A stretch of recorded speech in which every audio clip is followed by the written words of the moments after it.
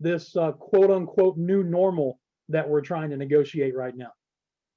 I mean, I think I'm handling it okay. I think my players and the student athletes on campus are handling it very well. We've got some resilient student athletes here on this campus, Dan. They're just ready. I mean, I'm talking about the soccer program, but also all the other athletes I see on campus. It's they're ready, and just tell us when we can play, and we will be there. So I'm doing okay. I think the team is doing really well. It's been a nice chance for them to catch up on some studying, just making sure they're, academically, we're putting ourselves in a really good spot. So, yeah, I think we're doing pretty well, but we are excited about playing. You mentioned your student athletes, the ones obviously that you have the most contact with. Just give us a little bit of an update on what you've been able to do, how you're doing it in the current environment, and what is next on the agenda for you guys. So we reported in August, right before they made the announcement from the Socon that our season would be postponed to the spring. So we're going 5 days a week, and I look at the resources that we have here on this campus. Obviously, we're doing a lot of on-field training, but what they're doing in strength and conditioning, the strength coaching staff is unbelievable. Coach Kate for us is she is phenomenal. She is a special member of our coaching staff. So our girls are getting after it right now, and to tell you the truth, they're sore, they're tired, they're worn out, and I am absolutely okay with that. This is the time of year where our girls need to be making improvements in the strength and conditioning center. They need to be working on a quicker first step, a more explosive first step. So we've got some sore kids. We normally wouldn't be doing this much in the fall, obviously, because we'd have so many games. Without games, we can push them to the absolute max right now. How much of a mental hurdle was not having games for your team to overcome right now? Because as you said, normally this time you would be really in a position where you're getting ready to wind down the regular season and head into conference tournament play. That's obviously been a mental challenge. How they handled that? I think they've handled it pretty well. So, I mean, our schedule was going to be a tough schedule this year. We were going to open with South Carolina. We had Georgia. We had Clemson, Kentucky. All that was happening in the first kind of 3 weeks of being on campus. So I think the team, coaching staff included, we were prepared for games, and we love to compete. And so mentally having to adjust from that competition mode was difficult. I think it took us about a month or so to figure it out. Our team has done a good job. Our practices have become much more competitive because I think we're desperate for that competitive nature of what we're finding in a game situation. So we're trying to create that as often as possible with the players. And I think that's keeping them mentally sharp from adjusting from, hey, we're supposed to be playing South Carolina, who's ranked top 10 in the country, to, hey, we're just doing an inter-squad scrimmage today. We're doing some small 6v6 stuff. That's a tough adjustment to go through. I think they've handled it pretty well. I want to backtrack just for a second. I had reached out to Daniel Fowler in the basketball office asking about Matt Aldred. And while you were talking, Andrew, he texted me back. Matt is actually in Greenville recovering. He was discharged from the hospital a couple of days ago and is recovering well. No timetable on his return yet, but just ecstatic to hear that he is out of the hospital and doing well, and has been out for a couple of days. So that's phenomenal. If you have questions for Andrew Burr, you can drop them in the chat function here on Zoom to me privately or to Ty, and he will forward them to me. And we're going to be talking a lot about, as your counterpart will say next week, a lot what he calls the real football, not what we call football here in America. We got to get him up to speed, don't we? Baby steps, Dan. I've only known Doug for 27 years now. It's baby steps with him. Gotcha. Hey, first question, when will the schedule for the spring be released? Any idea about that yet? I think we're about a week away from it being released. So part of the COVID protocol was reducing our schedule for the spring. So it's going to be it's a full Socon season, which is awesome. We're excited about defending our Socon championship. And then we'll have a little bit of room to add another non-conference game, and then a scrimmage game. So, not a lot of time to get up and going. We're going to have to be ready. We're going to open with Mercer. Mercer's a very strong side. That'll be our first Socon opponent. So I think we're probably about a week away from announcing that. Again, it's going to be a modified schedule, so you won't see those 10 non-conference games, which is going to be the Clemson, South Carolina, Georgia, Kentucky. You won't see those teams on it. We traditionally have 20 games that we play, and we've been reduced to 10, but we are thankful for those 10, and we're excited about getting some Socon play in. Yeah, and I guess it depends on how you look at it, because if, and we underline the word if, we're back to a sense of normalcy come next fall, it's 10 games in the spring, but 30 games plus postseason inside a calendar year, so less than a calendar year. Yeah, no, it's going to be interesting, and I certainly recognize that with our sport. I'm taking a look at football and a few other sports that I think are physically very demanding, and that is something to take a look at. And I shouldn't talk too much about football because I don't know a whole lot about it, but I'm thinking in my head, so football plays in the spring, they do all their summer workouts, and they roll right into the fall. That is going to be very demanding, and I think our players are going to see something similar to that. But we'll have a little bit more of a natural break there, which I think will be good for us as we roll into fall 2021. Now, you said you don't know much about football, and I was going to say, but wait, you played football, and then I realized, well, you were a kicker.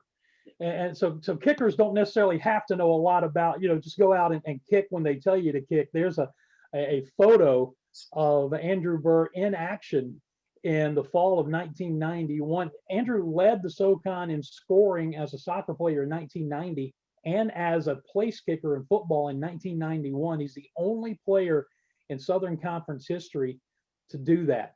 So that's a heck of an achievement. But I suppose as a kicker, you don't really need to know much about football, right?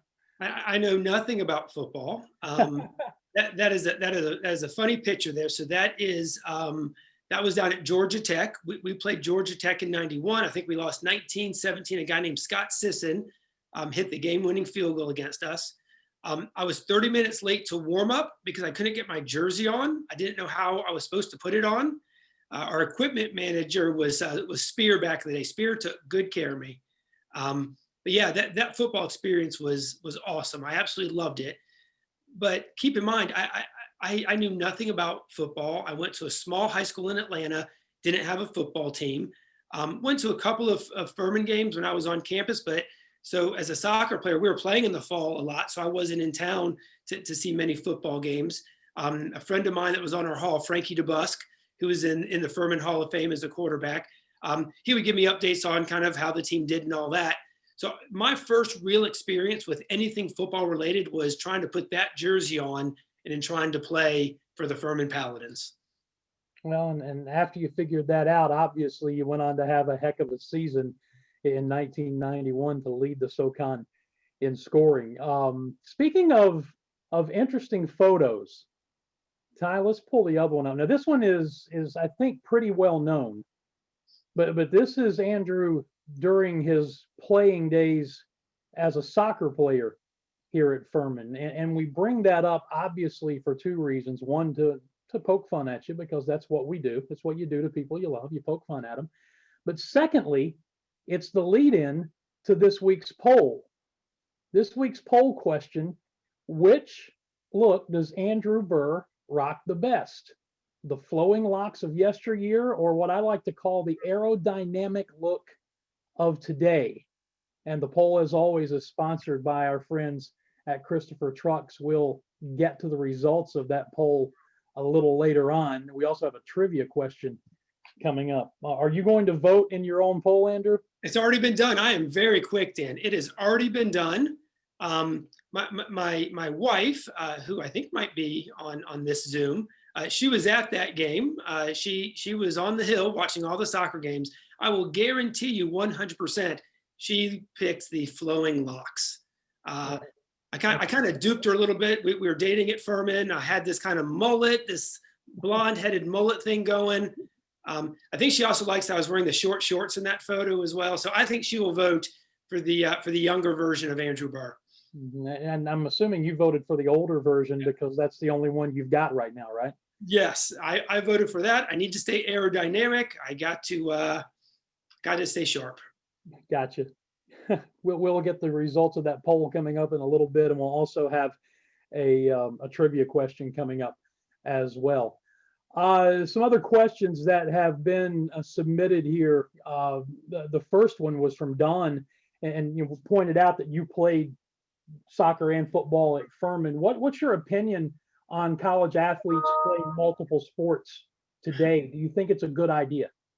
Yeah, it's so that was a really unique situation that I was in, and I have a long list of reasons why I'm so thankful for Furman University, and that was one of them. Is that I got an opportunity to play two sports.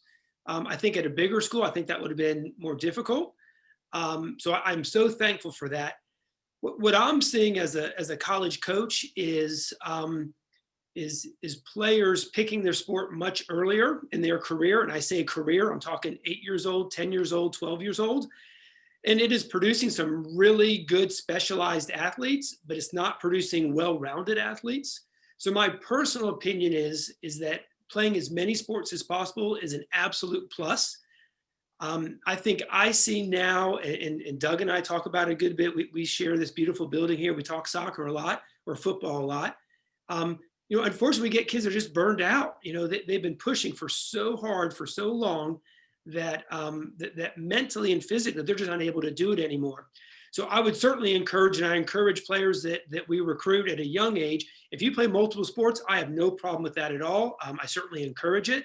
I think picking a sport too early is going to limit you a little bit, and just mentally and physically, it's going to make it really tough.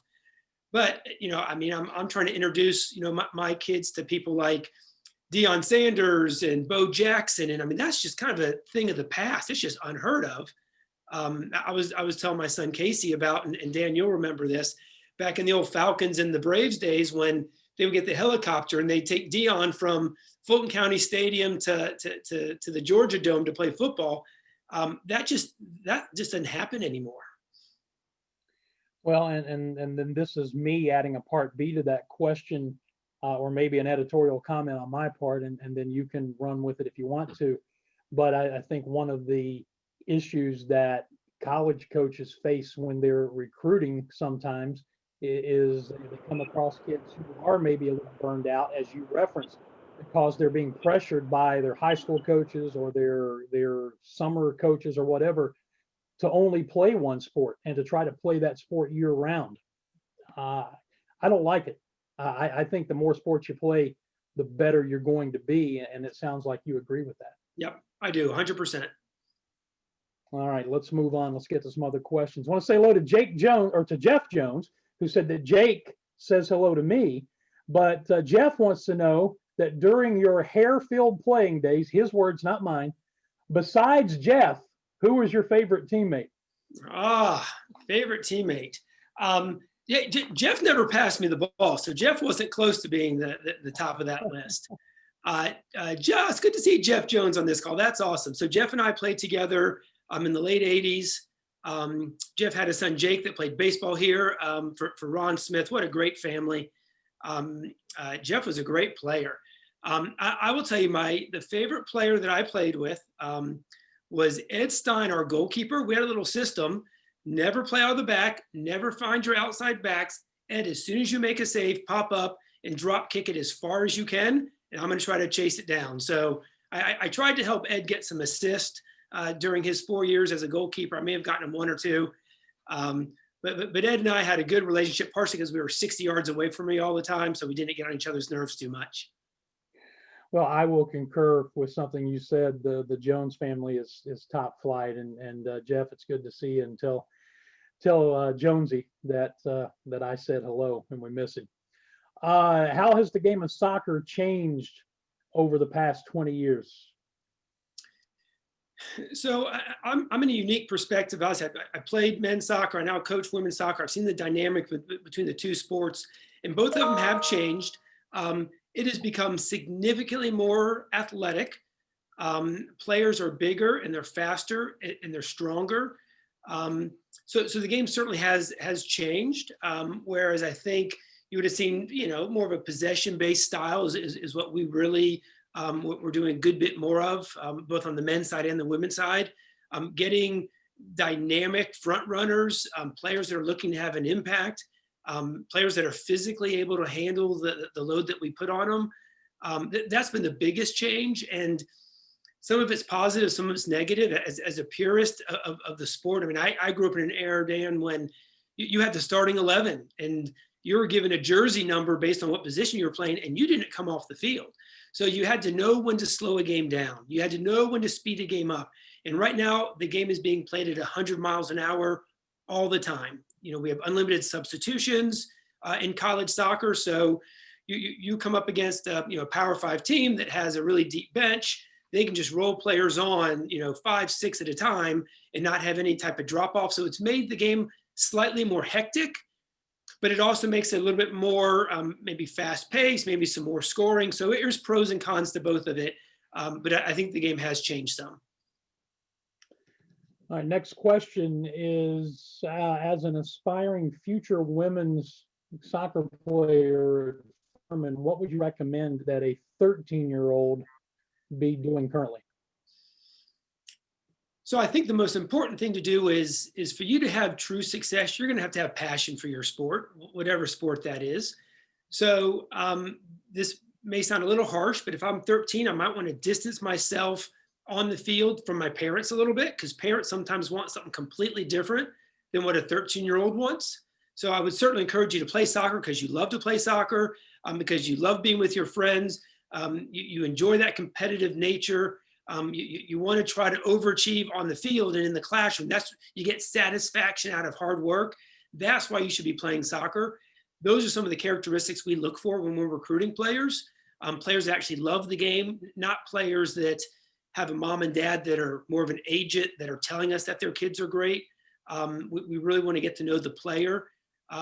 As we recruit players, and it's funny, and I keep mentioning Doug because Doug and I talk a good bit, but me and Michelle Young with volleyball and Wally with softball, we talk about the recruiting process a lot. We look for a lot of intangibles in these players. We watch how they interact with their teammates, how they interact with their coaches, what kind of language are they using. When coaches pulling the team in to talk, are they kind of off to the side doing their own thing? Those are all things we're looking for, because at a school like Furman University, we really want the total package. We're looking for gifted athletes, but also players that fit what we're doing as an athletic culture. I've had several questions submitted about recruiting, and I'll just kind of combine them all into one big ball. And basically it's, how are you able to do what you're doing? What are you able to do now in a COVID situation? And then on top of that, because of COVID and the extra years that's being given to players and that kind of flexibility, how does that affect what you do from a recruiting standpoint? Makes it really difficult. So the NCAA put in a dead period, and it's a dead period that literally started as a 2-week dead period, then it rolled into a month, and then 2 months. We're up to closer to 6 or 7 months now. We're at January 1st of 2021. So that dead period means we can't go on the road. We can't watch teams play. We can't watch players play. We can't go to training sessions. They can't come to campus and meet the coaching staff and get what we would traditionally give them as an athletic tour. So it's made it really difficult. We've had to get creative. We obviously have some relationships with some existing recruits before COVID hit. So I think we're just amplifying those relationships, and we've got some good connections with a lot of club coaches and high school coaches. So we're able to make it work, but it has certainly been difficult. And one thing, to answer the second part of your question, the one thing it's going to do, unfortunately, is going to put kind of seniors and juniors that are currently in high school, is going to put them in a really, really bad spot. Because if you're coaching any team, you can pick any sport. If you have the option of offering a 5th year to your best player who's already been established, who's a grown adult, basically a 22-year-old, you're probably going to lean towards keeping that player, that All-American or that Socon first team All-Socon or Socon player. You're probably going to keep them for 1 more year than taking a risk on a 17-year-old that may or may not be the answer. So I hate it. I hate it for those athletes. I think a lot of those 2021 and 2022 roster sizes for incoming classes for college, they're going to be much, much smaller than they've ever been before. Well, we on these lunch and learns always have a special guest, which we do. Rose Hull is with us, and we'll be getting to her in just a moment. But this is like an episode of the old show, This Is Your Life, Andrew Burr, because when you started with the women's program, you were an assistant for a guy named Brian Lee, who played collegiately at Furman, graduated in '93, started the women's program, and was a head coach for its first 11 years, led Furman to 6 regular season titles, 3 Socon tournament crowns with you as an assistant. And Brian Lee is here with us today as a surprise special guest. Brian, welcome back to Furman, if not in person, virtually. How are you? I'm doing great and glad to be here. And I was enjoying listening to Andrew. Not that I still don't talk to him quite a bit. It's always good to hear his voice. Brian's now in his 2nd season as the head coach at Rice. And he left Furman for LSU, led the Tigers to 4 SEC Western Division titles, 6 NCAA appearances in 10 seasons. So obviously a lot of success. But you and Andrew kind of built this thing from the ground up. Just talk a little bit about that process and why this guy was so valuable to you. It was really an awesome time and unbelievably thankful in the end of the way we started the program. We started with a really small budget and only 1 scholarship, and it allowed the kids to come into the program and everybody have a real positive experience. Created an awesome alumni base to start. And although we had a rough first year, and there certainly were some growing pains, it was a very, very fulfilling experience, I think, for the coaches and the players, and a great way to build a program. And I'm always so supportive and so excited to see what Andrew's done with it since. Andrew, what do you have to say about this guy? Well, I think I might need to change my answer. Who is the favorite player I played with? I should have changed it to Brian Lee. I didn't. Well, that's because you never passed me the ball, Andrew. Had you ever passed me the ball, I might be able to be your favorite teammate. Now, that seems to be a common theme that's recurring here about Andrew not passing. Well, I'll be honest, one of the first games I ever played with Andrew, we were playing the Citadel, who weren't super strong, and they kicked off, and I turned around to mark my man and started chasing them toward our goal, and Andrew literally scored on them. And next thing I know, everyone's cheering, and I turn around like, what's going on? Andrew had intercepted the back pass and dribbled through their whole team and scored. So he was a unique player, that's for sure. Ryan Higginbotham says amen about the not passing, by the way. So they're coming at you from every angle now, pal. Oh, Higgy was the all-time worst. He's an absolute black hole. Higgy was a black hole. No chance of getting the ball from that guy. Well, what Ryan needed was passers because he didn't do anything else. He just stood in front of goal and stuck it in the back of the net. So I'm not sure they'd have been the greatest duo. Go with your strength, I guess, right? I remember the first time I met Brian Lee. So Brian was 2 years younger than me. He's on his official visit. Coach Tart is showing him around. Beat me to this story. Oh no, I might need to let you tell it then. No, you go ahead. So I think I was on campus. I may or may not have been wearing a shirt. I probably had some shorts that were too small. I probably weighed 130 pounds. And Coach Tart introduces me to this kid named Brian Lee from Tampa, wants to come to Furman. And John Tart saying, no, this is Andrew. He plays for us. He starts. And Brian Lee looks around and says, oh my gosh, if this guy's a Division I athlete, I'm going to be a total stud when I show up on this campus, because this can't be the best Furman has to offer. And did we lose Brian? I think he's been having a little trouble with his signal, so hopefully he'll be back here in just a moment. So there was a question while we're waiting on Brian possibly to get back, Andrew, about the club soccer team at Furman that led to it being brought on as a varsity sport here, and wanting to know if they or will they be honored in any way.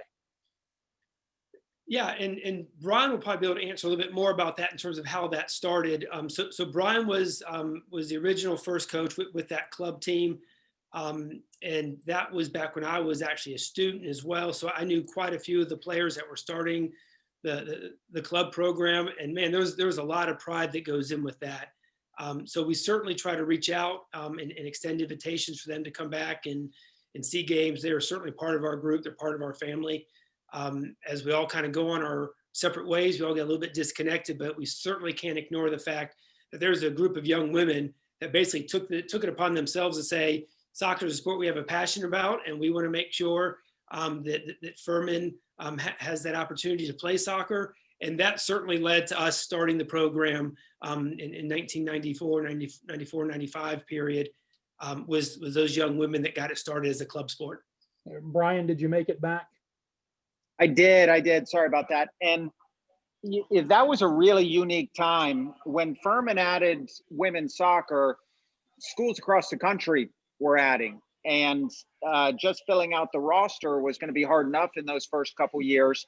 But we actually had a very successful club team that, as a senior in college, I had coached on the campus, and we had several kids who were quite good players. They just didn't have opportunities of places to go.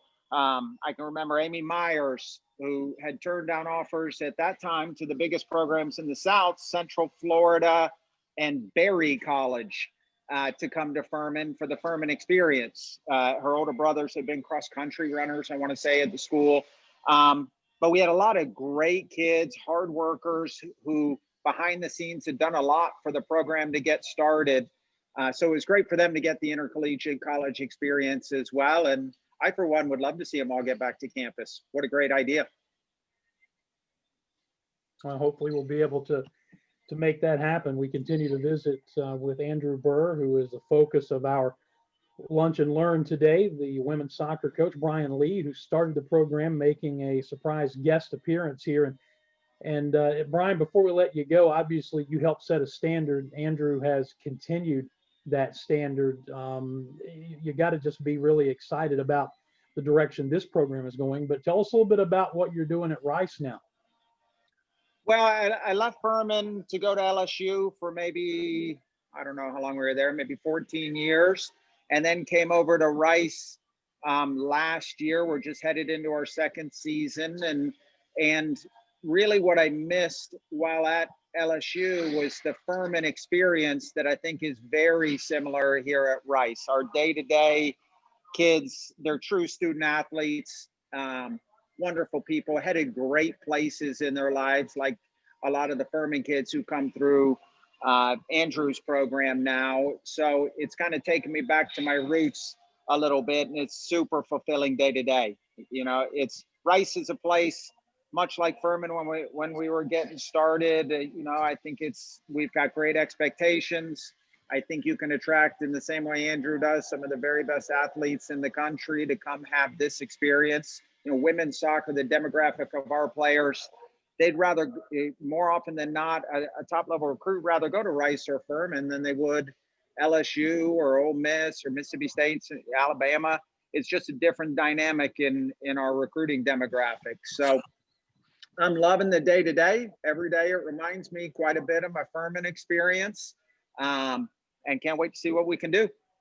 Oh, that's fantastic. Brian, thank you so much for being our surprise guest for Andrew here today. We'll let you go, or you can hang around and participate to the end of this, but we've got some other stuff we want to get to. But thank you for spending some time with us today. It's been good to catch up with you. Awesome. Well, I loved it, and I love my Furman experience as a student and a coach, and Andrew's a great one. Very happy to see what he's done. All right, Brian, thank you very much. I'll have a good one. Thank you. Ty, let's pull the trivia question up before we go into the next phase. And the trivia question also brought to you by Christopher Trucks. When it comes to goal scoring in Socon women's history, Furman has the top scorer in women's history, 3 of the top 4, or 5 of the top 7. And we'll give you a chance to vote on that, and we'll come back and give you the answer a little bit later on. All right, we mentioned that Rose Hall is with us. We want to bring her in now. She was a Paladin from 2012 to 2016, was a goalkeeper, led Furman to 64 career wins, paced Furman to the Socon and regular season tournament titles in 2013, 1 regular season championship, 2 league tournament crowns, 2 NCAA berths, a 3-time All-Socon collection, 2012 All-Freshman, school records for lowest goals against average in both 2012 and 2013. It just goes on and on and on. Rose, welcome to our Lunch and Learn. How are you? I'm doing so good. I'm coming to you live from my version of Sunset at Sun Stadium. Good to be back and see some purple in my life here. It's awesome. Well, thank you for spending some time with us. Andrew, tell us about this young lady. I mean, I just read all the accolades that Jordan Caskey provided me with, but give us the real story, the inside scoop. Yeah, there's a lot to Rose Hall. There's a lot more than those stats you see. She's a special one, and obviously, I think the world of Rose. Recruited her as a high schooler, and really just watched her grow up to a wonderful young woman. So Rose is the type that, if she wants to be a soccer coach or an athletic director or a college president, just take your pick. I mean, she can do it all. She was special to us as a player. She stayed on, and it was an assistant coach here, and just did a great job for us. So I think the world of Rose and her family, they've been special to Furman.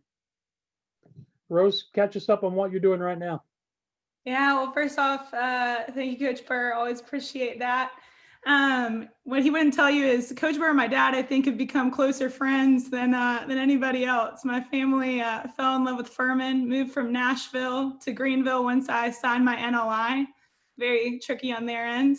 But they've become part of the Furman family as well, and they would say the same about the Burr family. But right now, I recently just graduated with my master's in intercollegiate athletic administration from the University of Nebraska out in the Cornhusker State. And I actually just took the assistant coach position for Penn women's soccer up here in Philadelphia. So certainly a change of pace. I've seen a lot of different landscapes in the past few years, from South Carolina to Nebraska and now Pennsylvania, but I'm excited to be here, and certainly have taken a lot of my Furman experience and what I learned from the coaching staff there with Andrew and April to where I am now. So it's been great. Now with that master's degree, what's the end game for you, Rose? Is it to be in coaching, or is it to be in administration? That's $1 million question right there, Dan. No, I think that's right. That's right. No, I think that's a great question. I think ultimately what I've realized throughout my process since graduating in 2016, I was a December grad after I got a little extra time post ACL. Since graduating from then until now, I think I've gotten a lot of different experiences within the collegiate sports realm, whether it's in administration, coaching, and just being a part of player development in a lot of ways. Ultimately, I know that I love the student athlete experience and trying to maximize that the best I can for each person. And so for me right now, that looks like coaching. And in this unique time we're in, I'm sure for so many of you coaches here on the call, a lot of what we're doing is student athlete development right now. Here at Penn, we're not having kids back on campus. So I'm completely virtual with these kids that I have never met. So much of what I do right now is student athlete development, even off the ball. And it allows me to be creative in that way. And so I think I'll do this for a while. I love it here. Have been blessed with a great opportunity. And down the road, if that leads me back more to an administrative route or towards a head coaching position, I'm completely open to that. Life throws you wrenches. You kind of got to roll with it. And I've been pretty lucky so far. Andrew, what advice would you give her after hearing that answer? Oh, man. She's got a lot of long hair. I don't think she's ever going to go bald, but coaching will make you go bald on the men's side, just to give you a heads up. So I believe it. During your career here at Furman, we ran through some of your numbers, and they're just spectacular. But one of the things that the coaches on this campus do is to try to give you an opportunity to compete at the elite level against the best in the country. And you were in goal for victories over the likes of Clemson, Mississippi State, and Oklahoma. Now, obviously, the focus was the Socon schedule to get you to the NCAA tournament every year. But talk about playing those games and then having that kind of success. Yeah, absolutely. Well, first and foremost, those stats are really nice for a goalkeeper, but they don't allude to all the work that the defense does in front of you. It's hard for center backs and outside backs to get the stats they deserve. So it's really more a testament to them who played in front of me all those years. They made it easy on me. But in terms of playing schools like the Oklahomas, the Mississippi States, the Auburn, Georgia, South Carolina, Vanderbilt, the coaching staff for Furman women's soccer really put us in a great position to be successful against those teams. I think so often you get wrapped up in this idea that this Power 5 school has what you can't have. And, I won't speak to other sports, but I can certainly speak to women's soccer where that wasn't the case for us. Certainly, maybe there's a different style to the play that we had, but that didn't keep us from competing and winning a lot of the time. So I think for us, the mindset was never you're incapable of these wins. The mindset is what a great opportunity to show people what Furman women's soccer is about and remind them what we're capable of. So those wins were great. I look back at pretty much one of my first college, I think it was my second college game. We played Clemson at home. Steph DeVita put in the overtime winner. And it really just opened my eyes to the fact that, the jersey, the name that you have in front of your chest there, depending on your school, doesn't mean a whole lot. It's about how hard you work on the field. So that was reiterated to us day in, day out at practice. Certainly something that I carry with me now. And those wins are something I'm proud of. But looking back at the team we had and the players we had and the coaching we had, not completely surprised. Andrew, could you be smiling any broader than you're smiling right now? No, probably not. She's a good one. And when it comes to player development, I think we're seeing what that means, not just getting better on the field, but the entire person and what you're going to become after the lights go off on your playing career. Yeah, no, absolutely. And I think that when we look at bringing on recruits and recruits looking at making a college decision, yes, is the school a good fit for me athletically, but also academically and spiritually and socially? There's a lot that goes into it. And you look at someone like Rose, who has kind of the total package. She truly enjoyed her Furman experience, not just because we beat Clemson, but because of the relationship she made with her teammates and her coaches and her professors and with President Elizabeth Davis. I mean, that's part of the experience for her, was getting all of Furman, and she certainly did. So, Rose, I'll just put the question to you directly, whether we're talking about on the field or whether we're talking about all those intangibles and the other things. How did your Furman experience prepare you for the next step? Yeah, absolutely. Well, to Coach Burr's point, there's an off the field piece of this too to recruiting. And so I think I saw that. I got a glimpse of that when I came on campus. Back then, before recruiting rules changed in 2018, I was a lot younger than some of these recruits are now coming onto campus. But for me, I saw the opportunity that lied with Furman. And I think the best piece of Furman, what it did for me, and I hope what it does for so many more, is that it has the perfect balance of hands-on, hands-off. You can make your experience what you want. And there's so much opportunity at Furman that you can grasp onto and take advantage of. And because of the style of program that Coach Burr and Coach Raymer run, we had the opportunity to make the most of it. I mean, I remember telling my coaches about my psychology conference presentation and having them come to it. I remember my going away party, actually 2 years after I graduated from Furman, heading out to Nebraska. I had 4 of my psychology professors there and attending. So, there's this great opportunity to make real and authentic relationships at Furman. I'm certainly grateful that I had that chance. It prepared me to learn what authentic relationships look like after Furman, how to maintain those and how important they are. And at the end of the day, we always hear that the balance of academics and athletics, it gets you to time management and all those things. Absolutely, sure. But as a college coach now, I can really reflect on really unique and specific experiences at Furman that got me here, and how grateful I am for those. Well, Rose, before we let you go, everything we've talked about here has been nice and fantastic. But let's get down to where the rubber meets the road. Give us an Andrew Burr story. Your best Andrew Burr story. My best Andrew Burr story. Okay, let me see what I got. He's already nervous. Okay, all right. Oh, I kind of have two. They're real short though. So the first one, and this is really just kind of a bigger picture of Andrew Burr. We talked about him being leading scorer in soccer and in football. The most obnoxious piece about Coach Burr is that you literally give him anything athletically and he gets it in 2 seconds. So he can, they'll set up little challenges for us at practice, try to get the ball here with this many bounces just for fun. I mean, Coach Burr hops in and he gets it the first time. So that's just obnoxious on the front end, making all of us look completely not talented at all. So he did that countless times that I can recall. So if you guys get a chance to see him in action, you should. But more importantly, I think the one story I remember about Coach Burr was my junior year. We played Auburn that Sunday. And long story short, that Saturday night, my parents got in a car wreck and they were on a motorcycle. Other people were in a car. And I got called to the hospital at like 11 or something. We have curfew, of course. So I called Coach Raymer immediately, let her know I was going to be late for curfew. I'm headed to the hospital. She says, okay, you pick me up. I'm going to call Andrew.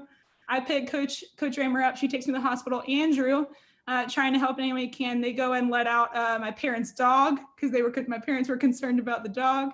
He took care of me there. And then the next morning I showed up for pregame meal. He pulled me aside in the parking lot and he asked me if I wanted to play today, if I was capable of playing today mentally, how I felt.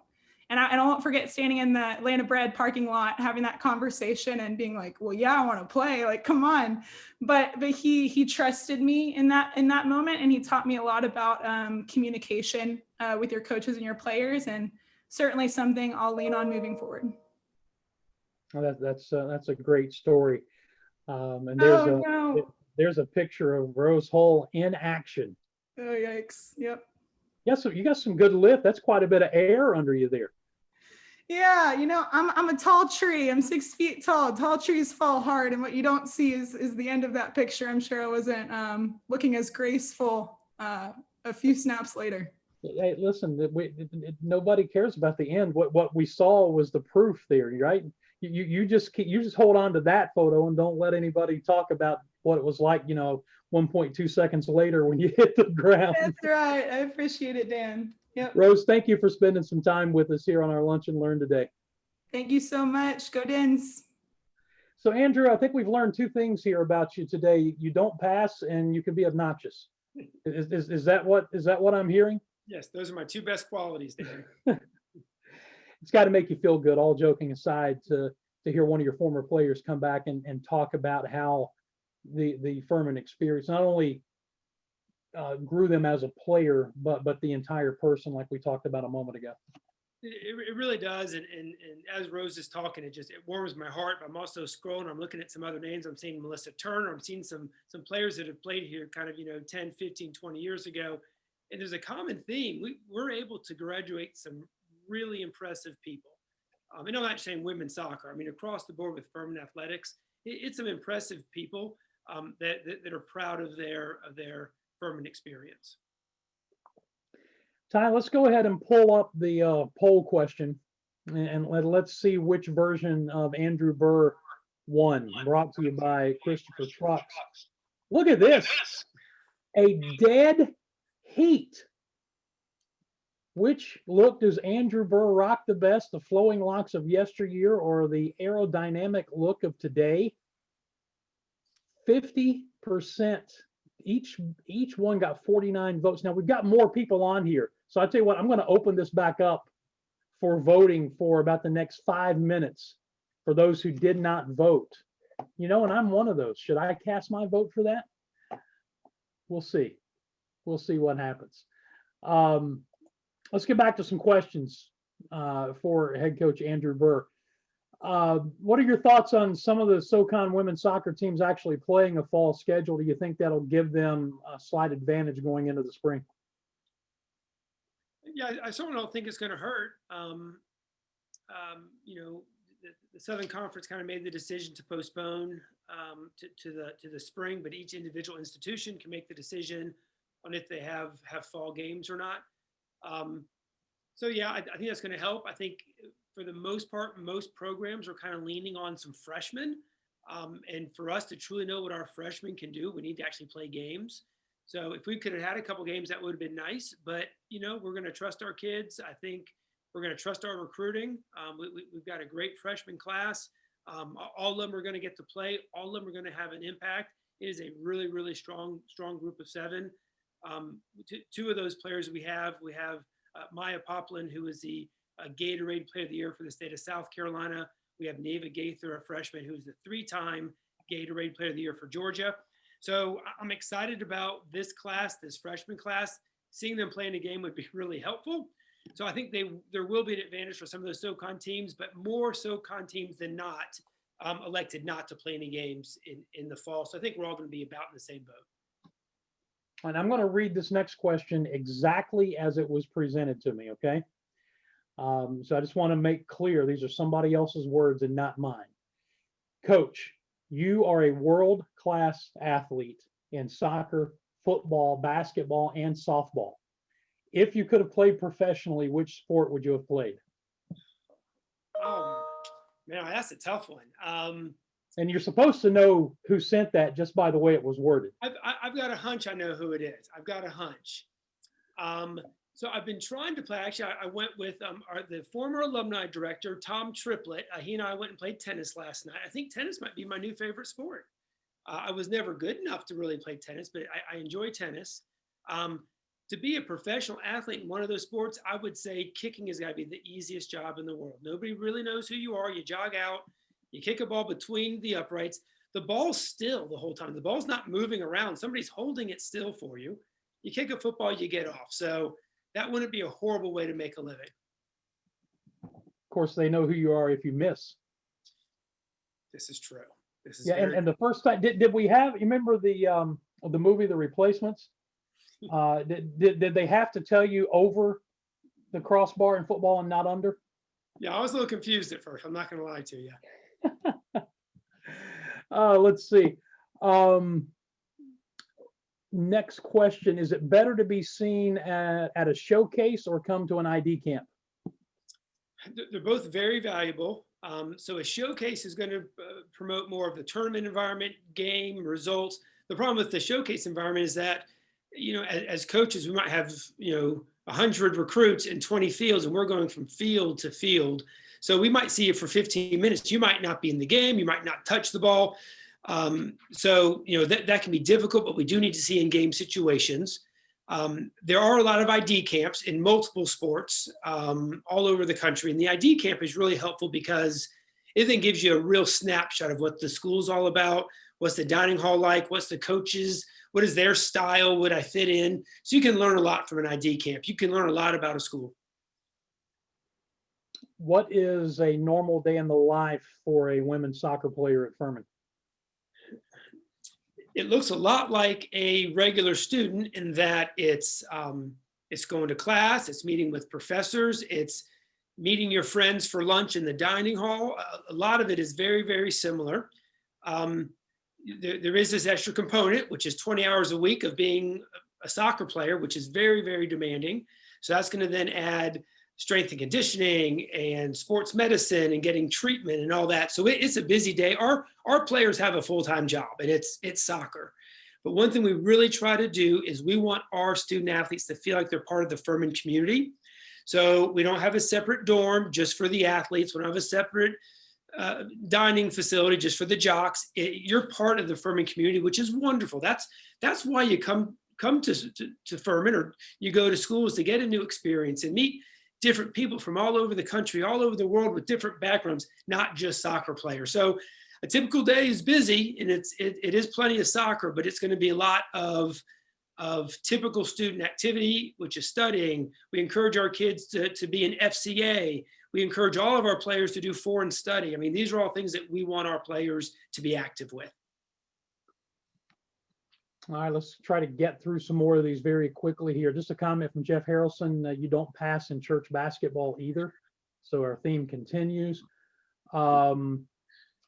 Next one says, I know Coach Burr doesn't like to brag, but can you speak to the successes that some of your former players have had? Yeah, there's been a lot. There's been a lot. And it's funny. I mean, I can't even possibly start to list, because some people on the list might be, Stephanie DeVita, who was the Socon Athlete of the Year and just holds every record at Furman. But for every one Stephanie DeVita, we've got hundreds of other players that are just amazing, just absolutely amazing. Whether it's what they're doing professionally, what I see them doing with their families. So the way we really measure success, and I mean, Rose said it perfectly with all the shutouts she had, it's a team thing. And Stephanie DeVita, I saw her 2 weeks ago. We had a cheeseburger together, don't tell anybody. But, she'd be the first to say that being the all-time leading goal scorer in the history of Furman wasn't what it was all about. It was all the players I played with. So I think what you would see at Furman is just success story after success story with players not only doing it on the field, but what do they do after they graduate from Furman? And oftentimes people are going to ask a coach, hey, how's your team look this year? Or how are these players? And I'm like, I'll let you know in 20 years, because in 20 years, we're really going to know what these people are all about. And we're going to see their success with what they're doing in their communities, what they're doing with their profession, what they're doing with their families. That's how we really measure success. That's a great answer. You mentioned Stephanie DeVita, and that brings us to our trivia question that we dropped a little earlier. Ty will bring that back up, brought to you by Christopher Trucks. When it comes to goal scoring in Socon women's soccer history, Furman has the top scorer, 3 of the top 4, or 5 of the top 7. Andrew, do you know the answer to this? I do, but I don't want to spoil it for you. Well, everybody who answered is correct, because Furman has all of those. 5 of the top 7. Stephanie DeVita, who played from 2012 to 2015, is the all-time leading scorer in the Socon with 68 goals. Emily Turgeon is 3rd with 57. Melissa Turner is 4th with 50. And then Andrea Morrison is 6th with 44. And Danielle Petro is 7th with 41. And if you go all the way down to 12th on the list, Melissa Sutton and Carly Couch are part of a 4-way tie for 12th with 37 career goals.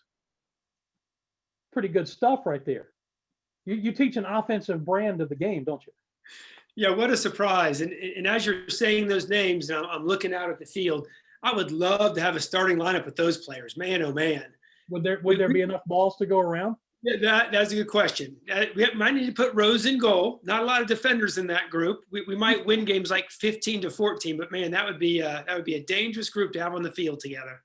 Well, I don't know. Rose might pass. Her career goals against average is 2nd in school history at 0.89. She might not want that average to be inflated by a bunch of people who wanted to score and not play defense. So. Yeah, just taking that for what it's worth. All right, we gave you extra time to vote on the trivia question. So let's see what we came up with there. Which version of Andrew Burr do you prefer, the flowing locks or the aerodynamic? And man, I tell you what, it's close. It was a 50-50 split the first time we did it. And in the revote or the recount, the additional vote, 20-17 prefer the flowing locks of yesteryear.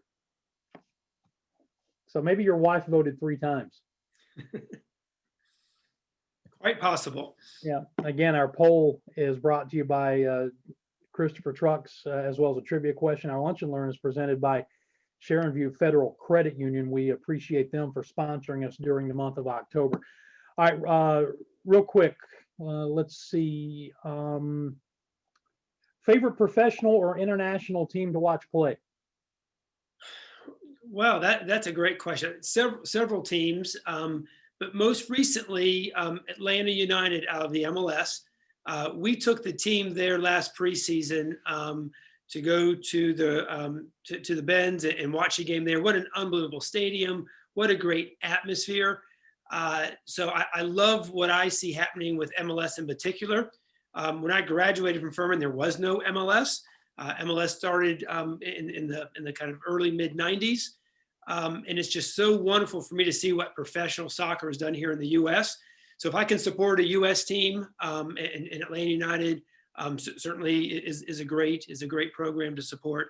That would be my favorite professional team right now. Outstanding. Well, we have come upon the 1 o'clock hour, so we need to get into wrap-up mode. We want to thank again Brian Lee, who was our surprise guest, Rose Hull, our special guest. Andrew, thank you for coming on, having some fun. It's always good to catch up with you. Kind of missed the dining hall lunch dissertations with you and Chris Perry, but maybe it won't be too long till we can do those again. I certainly look forward to seeing everybody in person.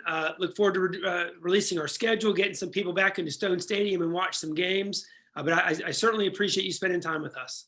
All right. That is the wrap on this week's Lunch and Learn. Next week, Andrew's counterpart, Doug Allison, the men's soccer coach, will be the feature, and his special guest will be McNeil Cronin, who played at Furman and, of course, has the beautiful young daughter, Quinn, who is the focal point of the Quinn game every year that brings awareness for Down syndrome children. Thank you for spending some time with us. This Lunch and Learn, again, presented by our friends at Sharondale Federal Credit Union.